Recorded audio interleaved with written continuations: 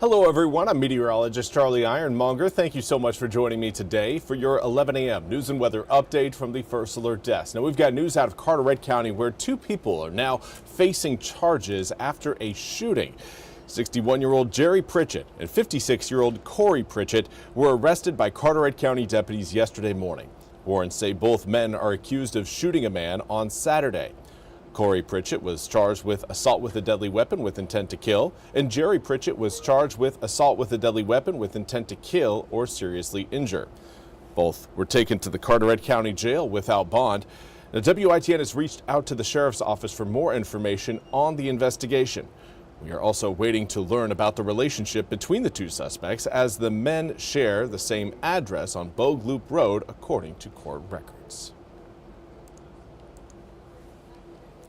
Now, we also again want to highlight another assault that happened, this time in Greenville and Page and Conley Streets. It's happened again earlier this morning at around 12:30 a.m. Now, officers with the Greenville Police Department went to a home on Conley Street in reference to an assault. When officials arrived, the homeowner said a man had come to their door saying that he had been stabbed. The victim, 33-year-old Johnny Tyson, was found at the intersection of Page Drive and Conley Street with a cut on his face. He was treated at the scene and taken to ECU Health Medical Center for non-life-threatening injuries. Police tell WITN that an investigation revealed Tyson was involved in a fight with another person. As a result, the Greenville man has been cited for a simple affray, and the other person has been charged. More details regarding the suspect will be released when the warrants are served and they are taken into custody, according to police. And now we want to turn to your weather forecast, looking at sunny skies right now. A little bit of cloud cover again will dot the skies at times over the next couple days, but Thursday is really the day to watch for rain and storms. Until then, we're looking at warm temps. Right now, 70 degrees in Greenville, comes with a south-southeasterly breeze at 5 miles per hour. Dew points in the low 60s, again, come with some fairly fair conditions.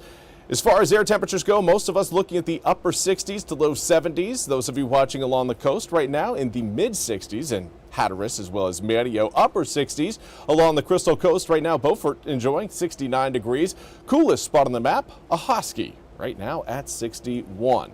Now, as far as winds are concerned, been light to variable so far today.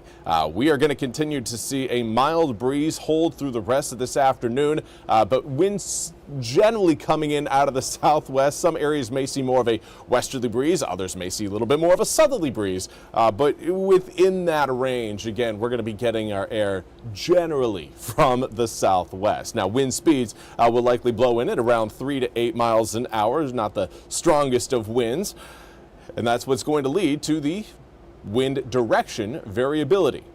For this afternoon, 78 degrees will occur between 4 and 5 p.m., cooling down to 76 by 6 p.m.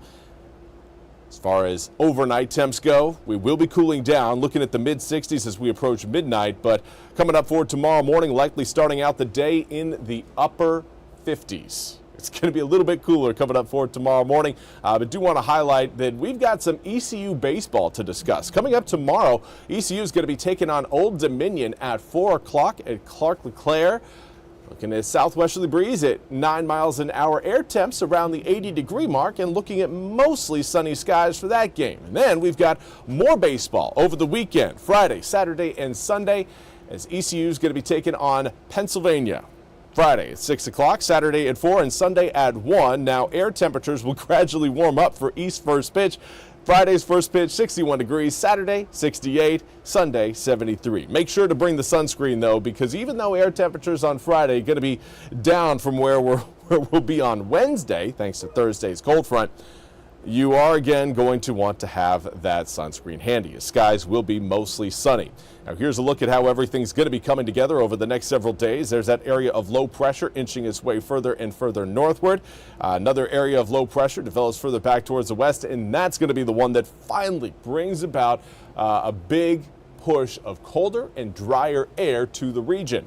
We got close over the weekend, didn't have that full frontal passage, and that's what kept us from seeing any sort of severe storms. But with this system, that may change. Watch what happens. We'll zoom it in a little bit closer. And again, usually we see our best opportunity for severe storms in the afternoons and evenings, because that's when our peak heat, or that's when our heat reaches its peak. We realize our peak heat for the day. And again, heat is basically just energy for storms to feed on. So as we get hotter and hotter and we see that cold front arrive in the afternoon, that could certainly prompt some stronger storms to develop along that line. Right now, models indicating a fairly mild passage, but this far out and with this type of resolution, not anticipating to see any sort of fine, minute details that would point towards severe weather. Right now, we are keeping an eye on it. Do want to first alert you to it, but have yet to again call for that severe weather, or excuse me, that first alert weather day designation.